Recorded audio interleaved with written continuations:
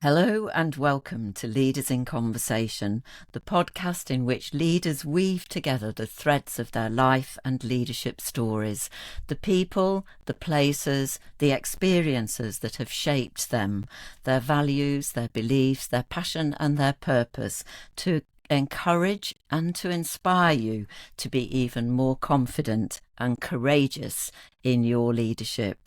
If you're not already, please do subscribe to the podcast, review and share it. Thank you.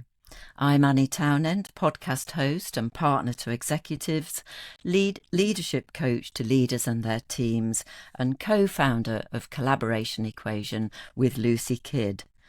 My guest today is Jiten Patel, Director of DiverSync Limited and author of Demystifying Diversity. The title of our conversation is Why Does Inclusive Leadership Demand Courage over Comfort? In our conversation, Jiten offers valuable insights into why comfort often hides behind good intentions, while actual culture is shaped by behaviour, and why culture changes quietly, and how leaders, we often miss the warning signs. And finally, what leaders do when inclusion challenges comfort and demands courage. Welcome, Jiten. Thank you for inviting me to come along to this podcast today. Well, I'm so excited to be in conversation with you, Jiten. I was remembering when we first met, which was at the book launch of our very dear friend and colleague and former guest on my podcast, Karen Dobres, who I know you have worked with and who I'm proud to say is a friend of mine, and of course the author of this wonderful book, Pitch Invasion. And we were there for her book launch, and we sought each other out, I think. I remember you smiling at me and smiling back, and you were with a dear friend of yours, and meeting both of you was a real joy. And in the moment, I spontaneously invited you to be a guest on the podcast, and that was sometime last year. So I have waited for our conversation and looked forward to it hugely. Oh, thank you so much. And yes, I remember that book launch so well. And yeah, it was like so many people there, and how we find ourselves gravitating towards certain people. And Yes. funnily enough, I was talking about with my friend Jackie, who had come with me that day. And she was saying, "Oh yes, do say hi to Annie for me." Oh, well, say hello to Jackie as well, because I remember it's interesting. I know we're going to talk about courage over comfort, Yeah. um, but it was a both and. It took courage to come over and speak to you both, and it was a great comfort speaking with you both. Oh, So thank it you. really was a both and made what for me often, Jiten, is quite difficult going into a room where there are people I know or don't know. And I was on my own that Mhm. evening. And some people are really good at that, I think, of connecting with people and being able to have a conversation in the moment.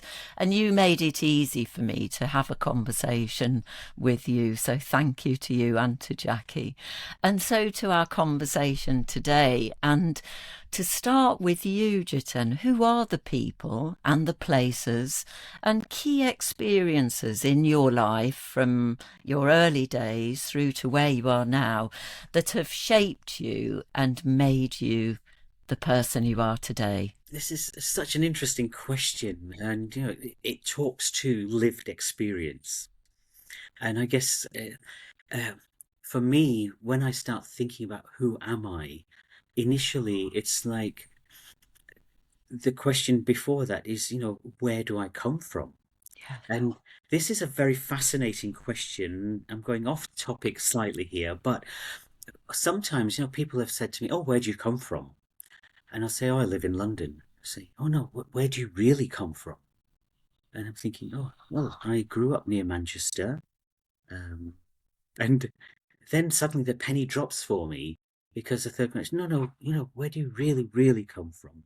And I think, oh, they're asking about my heritage. And uh, so I was thinking, why immediately, unconsciously, that person has already classified me as not being from here. And they've not done it consciously, but it's unconscious. And so it was like, I don't blame people for doing this because we often have a tendency, all of us, to want to try and put people in boxes. And so, but nowadays I sort of get a little bit flippant about it. I put a big smile on my face, say, oh, I come from my mother, where do you come from? And it just helps to break the ice, but also helps them to realize that maybe it's not quite an appropriate question when you don't know me so well. Yes. Um, Yes. because now that question is based in assumptions of belonging or otherness. I think so, Jiten. I think it's a question not to be asked. Mm. I think probably the question that where I'm asking you and we're talking about is the question, who are you? And I often say to leaders that there are two questions we need to be able to answer as leaders. The who am I question, and if I'm working with a team, then the who are we, what do we stand for? And then the question, not where are we from, Yeah, but rather, why are we here? indeed. Yeah. And those two questions, Mm. the who are you, why are you here? Yeah. And in a way, this podcast is all about your answers to those two Yeah. questions. So Thank you. tell me more about who you are. I mean, I was born in Kenya in East Africa, and I have Indian heritage. Uh, my father was also born in Kenya, but of Indian heritage. My mother uh, was born and grew up and did all her education in India. And so I have like cultural roots in three separate continents. Uh, and I also, I feel like I am in many ways, I feel like a citizen of the world. Um, but, where do I come from in terms of who I am is very much the product of um, where I grew up, who I grew up with, and how that shaped me as a person, as an individual. And one of the things, sort of think about is this idea of having pride in my culture. And then after myself, what is my culture? And it's like sometimes I'm British, sometimes I'm Indian, sometimes I'm both, and at other times I'm neither. Now, that sounds like a very obtuse answer to your question, but what I mean by that, it's all contextual.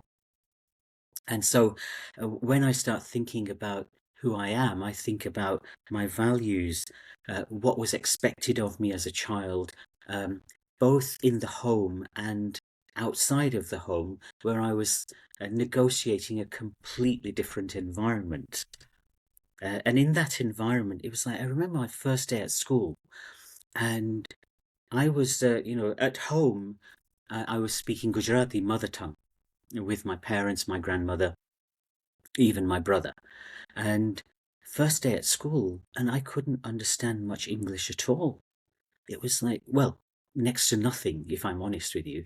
And I remember at one point the teacher said the word all. Okay, now she was talking about ALL. What I heard was all, which you might translate as AWL. But for me, an all was something that you scrape your tongue with. And that was the only word I could recognize because that's how my neural pathways had been developed up to that point. And so we latch into what we recognize um, far more easily because we don't have a frame of reference for other things. So when we start thinking about values, what is the right thing to do? It's like I get that recognition from the people who surrounded me. Yeah. Don't tell lies, be good, study. And one of the things that I still recollect now is that, the culture that I grew up in. My parents would regularly say to me, you know, I'm translating now, but, keep your nose clean, study hard, work hard, and you will get on in life. I think they are key components of getting on in life, but they're not the only components. Yeah.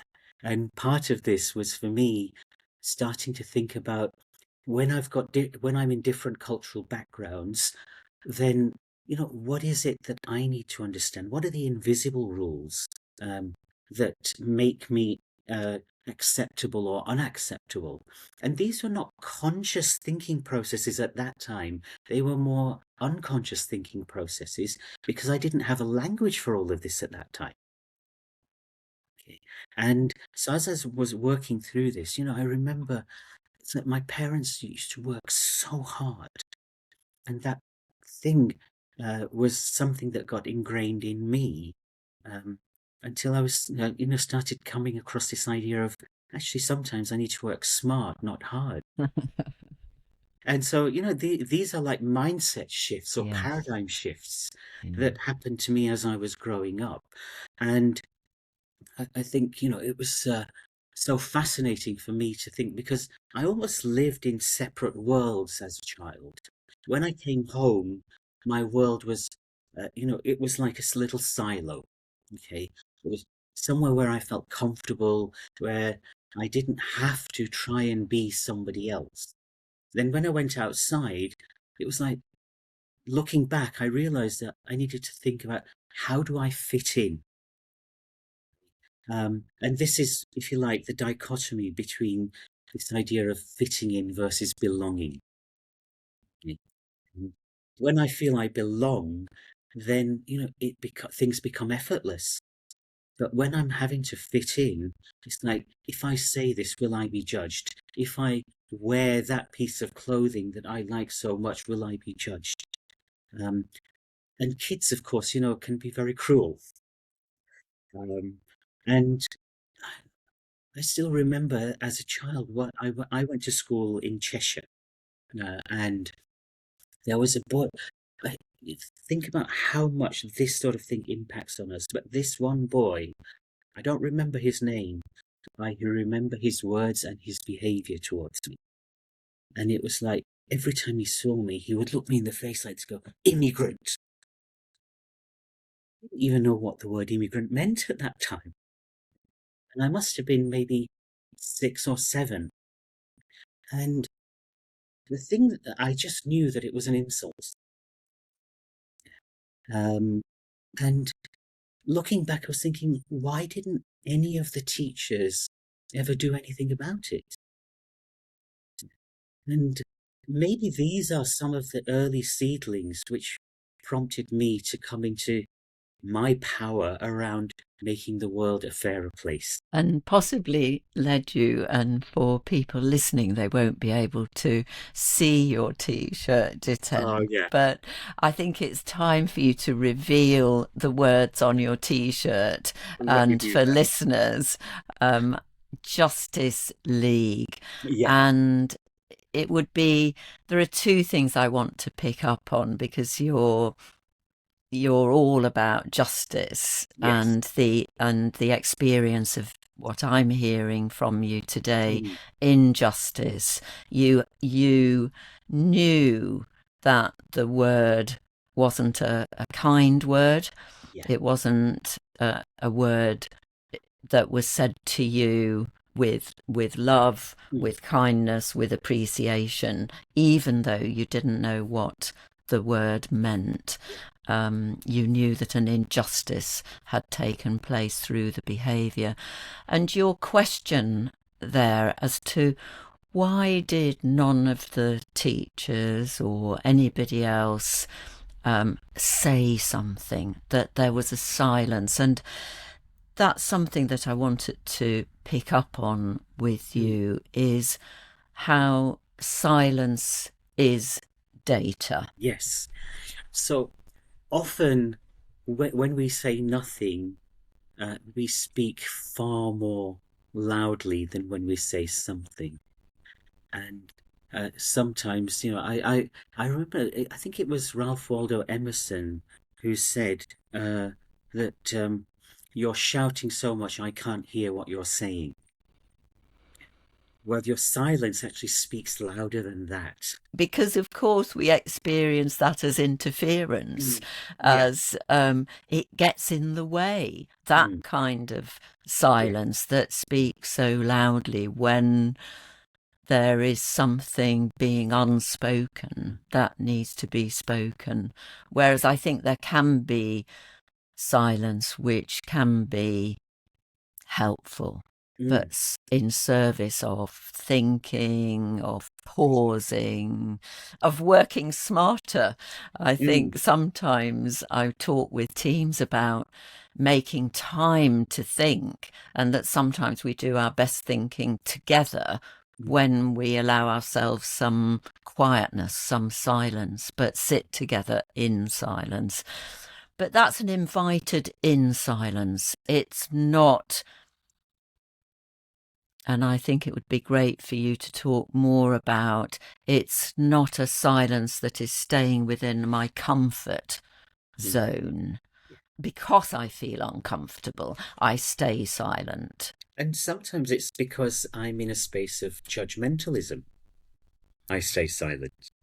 Um, and it's like, or somebody says something, and if I'm in a coaching situation, the silence actually is a conscious decision. But when I'm in regular conversations, let's say with somebody in my team, and they say something and I don't respond, that's sending a clear message to them, perhaps about disapproval. Mm. Mm. Uh, and it's like, oh, maybe I said the wrong thing, um, and so doesn't approve. Now, that may be total conjecture because actually you had something else on your mind at the time. Uh, but then the question comes is, was I in the present with that person at that moment, or was I only giving them half of my attention? And that may then get them to interpret that silence as something that may not have been intended. Um, but also, sometimes, it's like it's intended, the silence there is there because the leader doesn't know what to say. And that can be seen as a negative thing. Whereas if I just say, I need to think about that, and then go into my silence, Yes. it's also data. Yes, and it's a kind of consideration, isn't it? Let Mm. me think about that. I'd like to come back to you, is what we could say in that situation. And in my experience, Jiten, all too often working with teams, we don't always respond in the moment with, I really like what you said, or that's interesting, full stop, but Mm. that's interesting, and, or tell me more about that. There isn't enough practicing acknowledging each other for what we have said, or asking questions about what we'd like each other to say more about, to help with our thinking or to help with our getting clear on something. And this is all very much, I think, related to culture being shaped by behaviour. One of the things that I know is really important to you in your work, that there can be very good intentions, but that we sometimes hide behind them in Mm. order to stay comfortable, and silence is one expression of that, of not stepping into something I often hear people talk about, and talk about myself, which is leadership is about getting comfortable with being uncomfortable. And we hear that often said, but it really is, looking in and looking out and trusting a feeling. For example, if I feel something strongly, then to test it out. Is there something wrong over here? Is that what's going on? I might not know what the thing is, Mm. but if I, as a leader, trust that my feeling that there's something going on, and then I speak to it, I'm inviting the person, the team, to have a conversation, Yeah, for that voice to be heard, to be included. very much so. And again, I think within that, there's this whole arena for me about sometimes, and of course, people have different cognitive constitutions. And therefore, if somebody is neurodivergent, then it helps them if I am a little bit more literal. So explain to them that there are times when I need to think about things. So you may find that I've gone silent. Helps them to sort of make sense of the conversation, and that sometimes we don't need to always fill the space with words. You're speaking to something there that really matters to me as well, Jiten, which is around signposting. I think it's such an important skill, to be able to say what it is I'm about to do. Like earlier, before we started recording, me letting you know I was standing up to do a thing and then sitting back down again, so that in that moment you didn't think that I'd, for whatever reason, which, had you been feeling, let's say, uncomfortable or a bit nervous, you might have wondered if something wasn't right. And then if you were feeling really nervous and anxious, you might have thought there was something not quite right with the setup. And on it goes. So we make up stories when there is a gap. And I think as leaders, being able to signpost, this gap is coming up and this is why I need to take it, and or we need to take some time to think about this, to come back to talk about it, really matters. And I'd like to pick up on your theme and insights into why sometimes as leaders we miss the warning signs of culture changing quietly. Yes, this is an interesting one. Before we go on to that, just quickly again, when we think about silence, silence is also data when a leader uses it far more impactfully. So, for example, in a team meeting, if I announce what I think about something before everybody else has spoken, I'm already biasing their thinking. And in doing that, I'm not necessarily getting what they feel about the topic in hand, the project that's coming up, or the decision that has to be made. And that actually, I'm doing myself a disservice there, because it's far more comfortable for me to think, oh, this is my viewpoint. And because I'm the team leader, unconsciously, I know that then actually I've set the scene. Yes, you've set the tone, haven't you, for the rest of the meeting. And I think if I were the leader in that scenario, sharing my point of view first, as you say, sets the tone.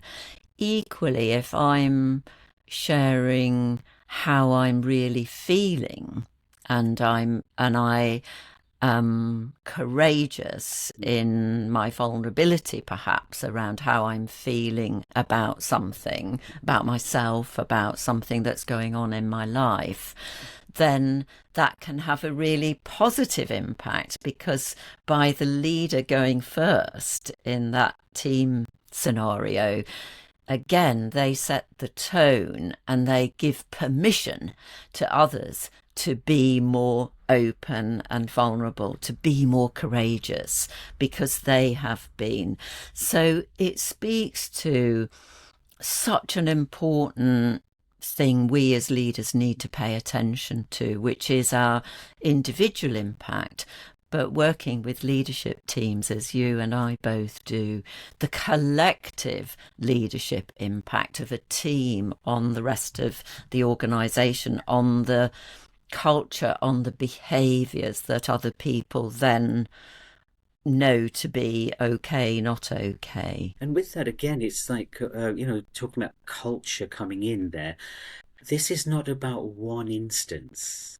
It's the cumulative impact. If I've experienced this silence, and let's say, for want of a better word, I'm going to call it the negative silence. Okay. Yes. If I've experienced that negative silence 2, 3, 4, 5 times, I'm now on tenterhooks around you. Yes. Um, Yeah. and that doesn't create that psychological safety that allows me to be in that sense of belongingness.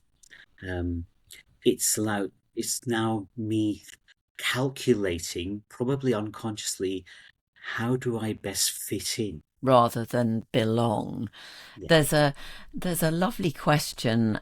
An author, you may know who the author is, I have forgotten, who asked the question, what is the opposite of fitting in?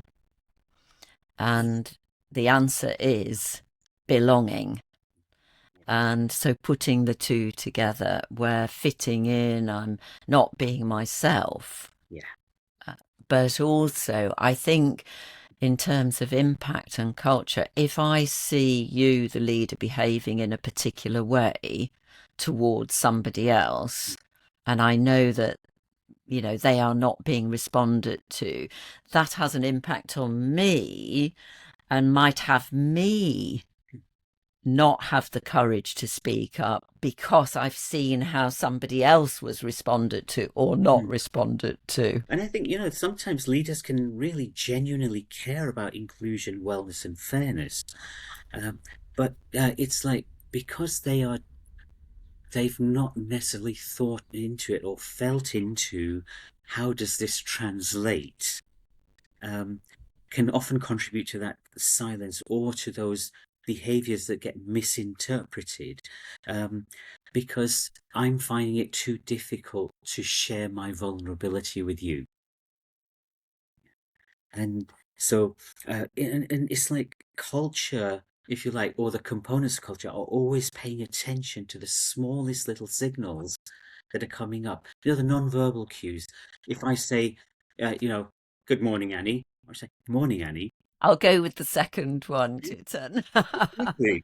The words were exactly the same, but it's the context that is created through the non-verbal signals, through the engaging of the heart rather than just the head.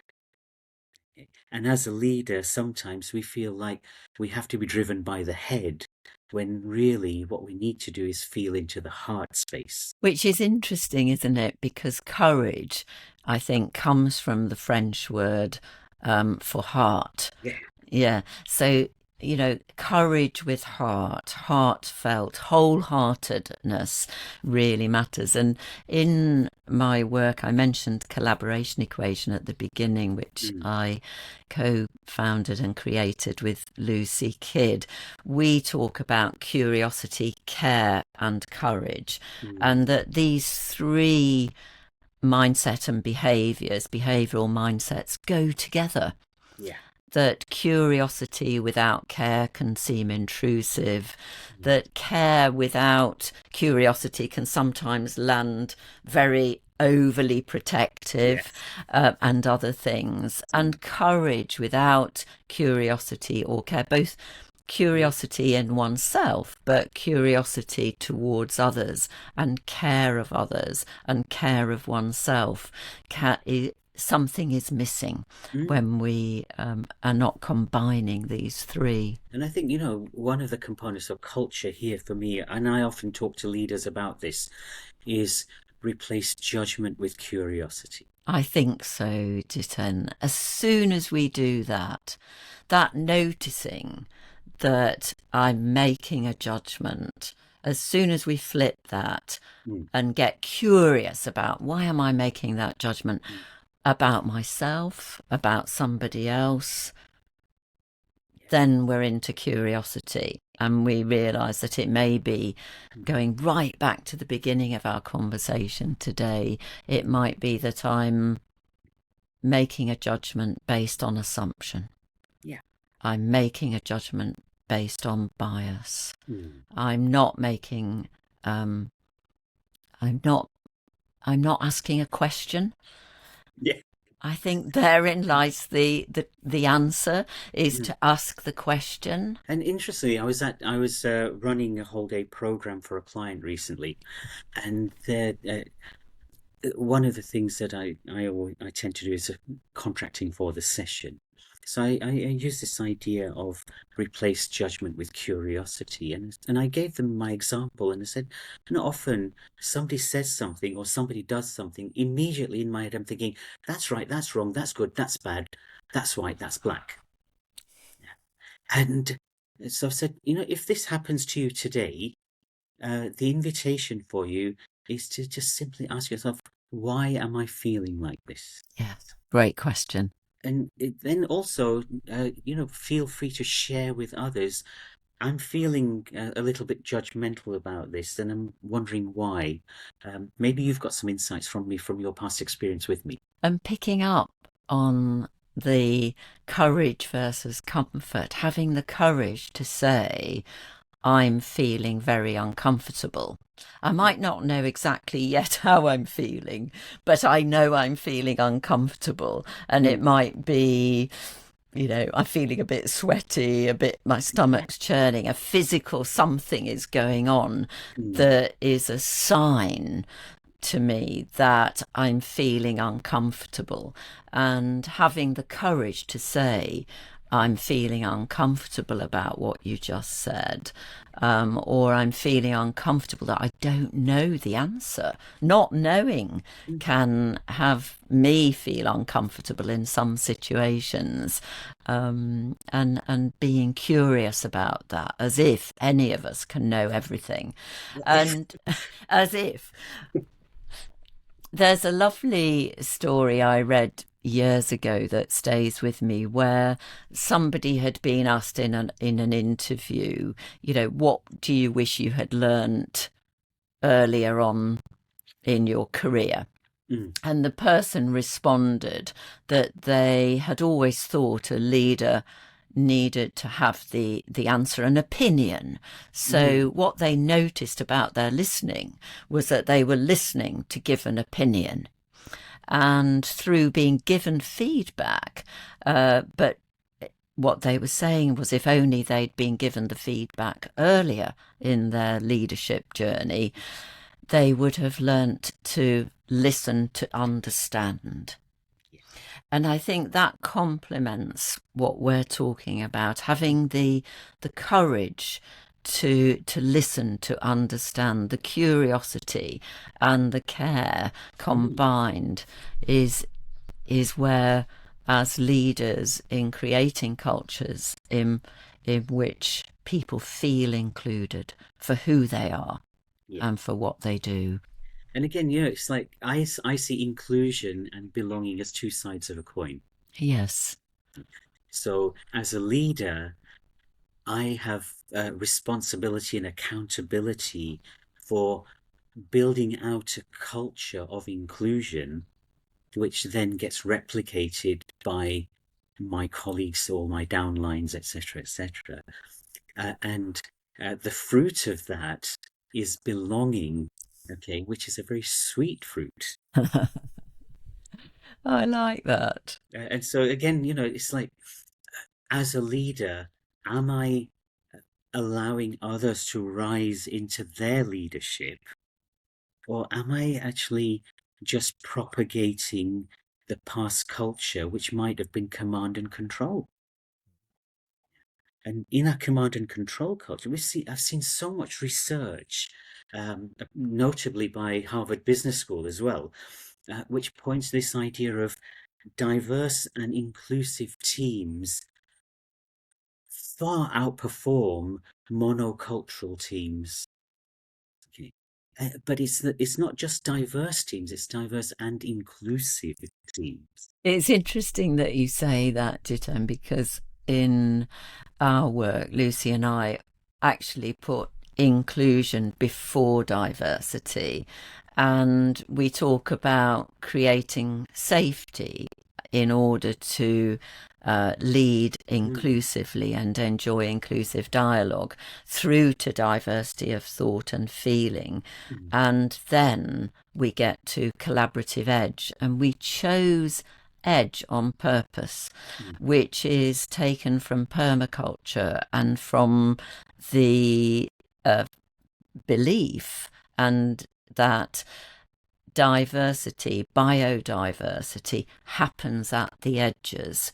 Mm. There's more differentiation and more space for growth. So if we expand those edges through working together, through collaboration, Yeah. and having started with creating a culture in which people feel safe, so an exploration of what that is, Yeah. then we can enjoy inclusive dialogue. And just as you illustrated earlier, same language saying good morning to me, but Yeah. said very differently, Yeah. that language matters, Mm. and that inclusive language, the words we choose and how we say them, words have energy, matters. Then we can get to real that other side of the coin for you, Yeah. the diversity of thought and feeling, and then the Mm. collaborative edge. And I love this idea of the edge because I often, when I've been running leadership programs where we talk about where is your edge or your ridge. Okay, Okay. interesting. In that, it's like I can't quite see beyond that edge. Okay, because it's like a hill. Okay. Okay, And therefore, but what I need to do is summon up the courage to get to the top of the hill so I can see over the edge. lovely. And it's a nice little metaphor because it's sort of saying that, this is a bit of a hard climb as a leader. Yes. Okay, Yeah. but just think about the vista when you get to the top. I love that, not least because you may know that with Lucy and another of our colleagues, we formed walking partnerships, and I'd love you to join us on one of Yeah, these sounds great. days. They are really great. We've got we do 3 a year, so we've got one coming up Mm. depending on when you, the listener, are listening. We've got one coming up in later on in June, and one in the autumn. So we have one in spring, summer, and autumn. These happen in East Sussex in the UK, West Sussex, and in Surrey, all 3 locations in the UK. But what we're doing is introducing the power of walking and talking and nature Mm. to being in nature. So as you're talking about, the Good. courage to keep going, the going up a hill, getting to the top, and then we use that in one of the walks that we do when we get to the top, and from the top of the hill, it's quite a long hill, so it's quite a long way of walking uphill. Mm. When we get to the top and look beyond, then in the distance on a clear day, it's possible to see the sea. Yeah. So that invites in the question around, what is on the horizon, what might be there that you're not able to see yet, and how, just taking that time, Mm. having walked, if you're able to walk, and not everybody of course Mm. is, and then there's a conversation to be had, perhaps sitting side by side outside and noticing again what nature, what the, what the ground is like, Mm. and what's in the foreground, what's in the distance. Or maybe even sitting on swings like children. Yes, and swinging. Yeah. Yeah. And this is the thing about leadership. Do we have we got the courage to bring in that childlike quality? Something which you had to learn, Jiten, I think. Yes. It sounds to me like your upbringing and coming as we come towards the end of our conversation, sort of Yeah. circling back to the beginning because of how you were brought up, the values and the beliefs at home were very much about hard work harder, Yeah. do well.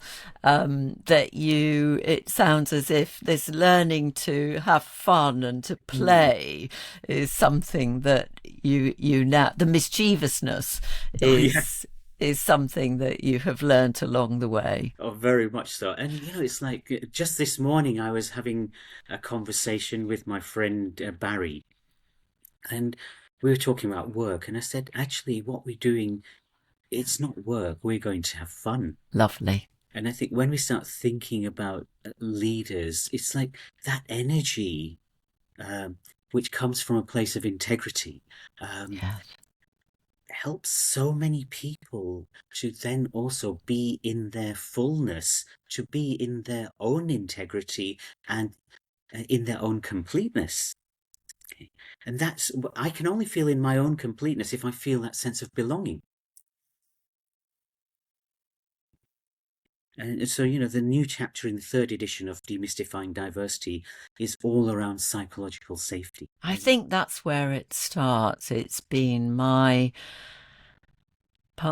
very much my passion and purpose to help leaders to create a safe environment in which people, no matter where they're from or who they are, can thrive and, do their best, whatever that is, and have fun whilst they're doing it. Absolutely. And being with you today has been great fun.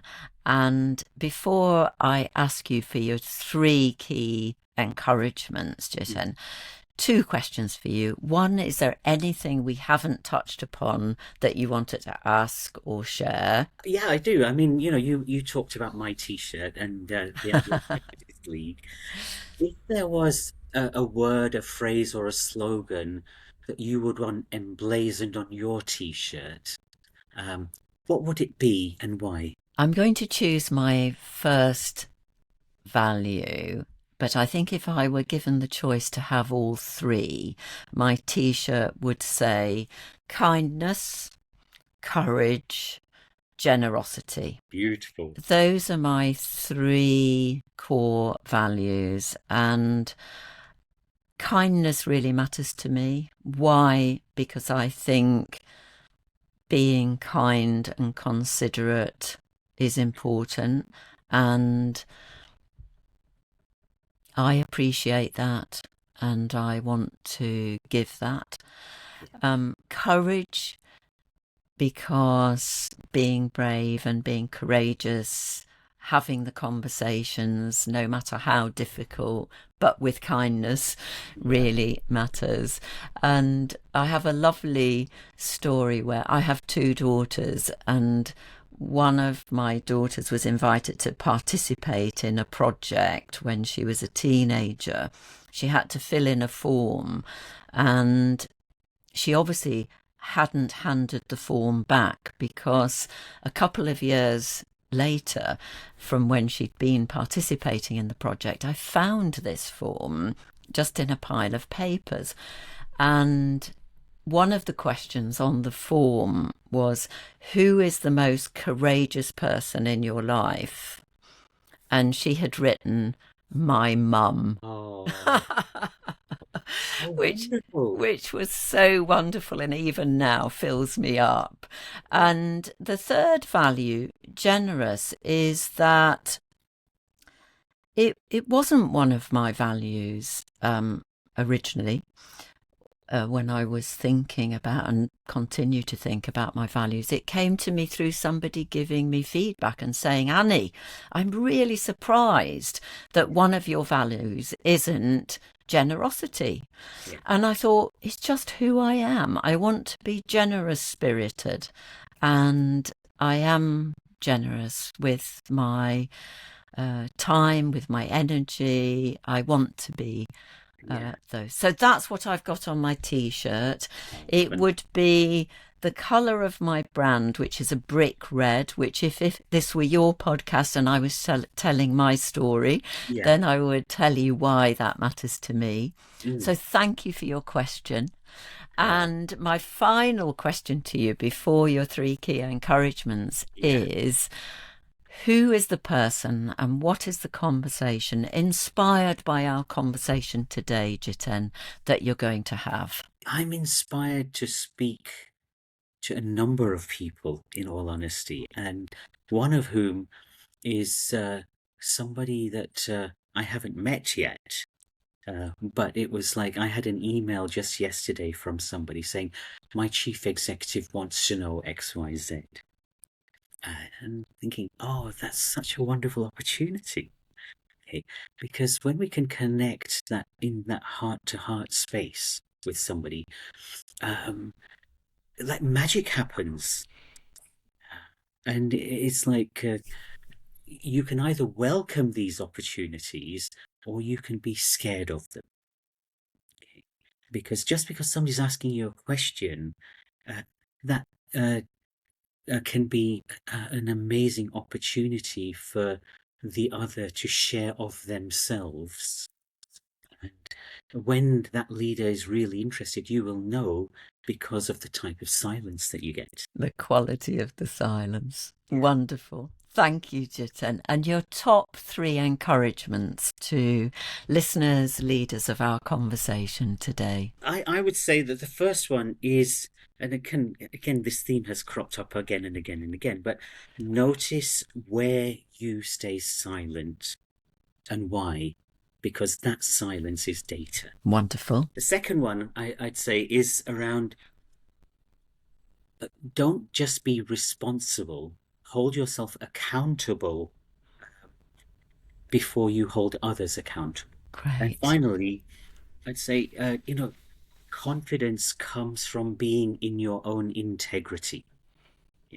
And when we act with integrity, the test of that is to ask ourselves whether the decision I am making or about to make is in alignment with my values, and would I be willing to live that out if I'm expecting others to live it out as well. Thank you, Jiten. Thank you so much. What a great conversation and fun.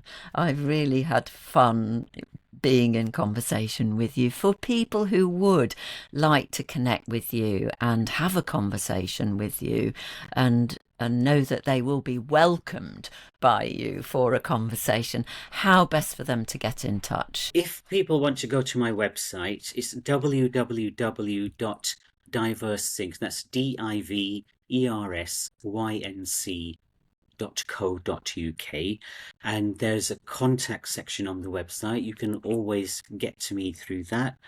Alternatively, feel free to drop me an email, jiten.patel@diversync.co.uk. If you feel inspired to, then I'm going to also leave my number with you, which is +44 7875 310 824. So a number of ways. Communicate with me in a way that feels right for you.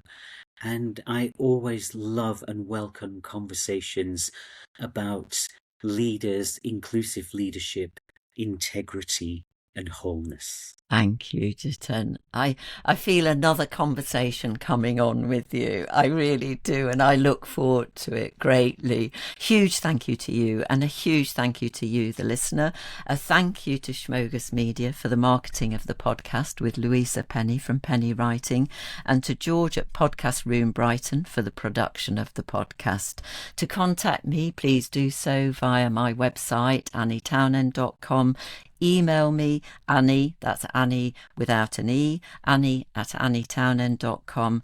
Visit my website, subscribe to my newsletter, and do follow me on LinkedIn. I look forward to connecting with you. Thank you, Jiten. Thank you so much. It's been a pleasure, and I'm looking forward to continuing our conversation. Likewise. Thank you.